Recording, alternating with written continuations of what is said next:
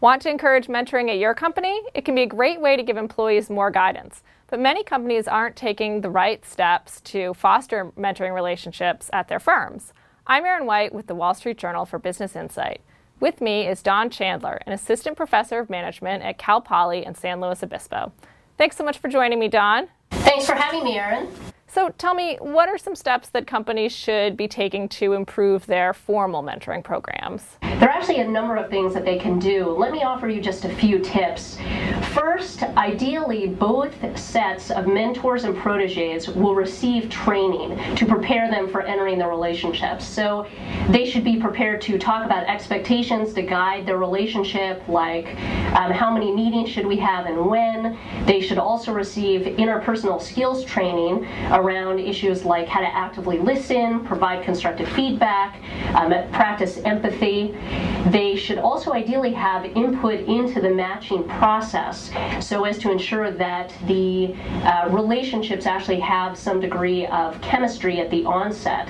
Also, organizations should keep in mind that they don't just have to provide mentoring for their A-plus players, that top 10% of the organization. There are a whole slew of people in the organization who would like to have mentoring and can benefit the organization as a result. So the goal would be try and get as many people as possible involved, and if there aren't enough senior executives who can mentor, they can implement peer coaching as one alternative. As a final note, companies that are multinational should consider cross-geographical mentoring as a way to, say, heighten cultural intelligence.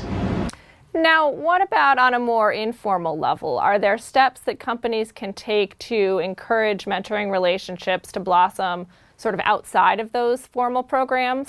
Yes, absolutely. Good question. And again, a number of things they can do, one of which is to do or implement programs that heighten people's relational savvy and encourage them to create their own networks. Monica Higgins from Harvard calls these networks people's personal boards of directors. Organizations should also make sure they're rewarding mentoring as part of the culture. So they don't have to just offer official awards. It could just be a senior executive at the water cooler noting the power of mentoring in the organization. Finally, you could build the notion of relational learning into discussions with employees around career development, so they think about how relationships can further their goals. Can you give me an example of a company or companies that have taken some of these steps? Sure, I can give you a few actually.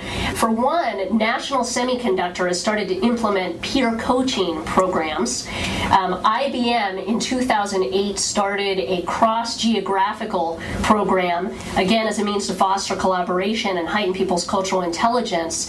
And finally, McKinsey and Company, the renowned strategy firm, has an informal process called Build Your Own McKinsey, in which people in the firm are encouraged to go out and build their own networks with subordinates, peers, and partners with whom they have natural chemistry. And again, this helps us move beyond just having one formal mentor to supply everyone's developmental needs. Great. Thanks so much for joining me, Dawn.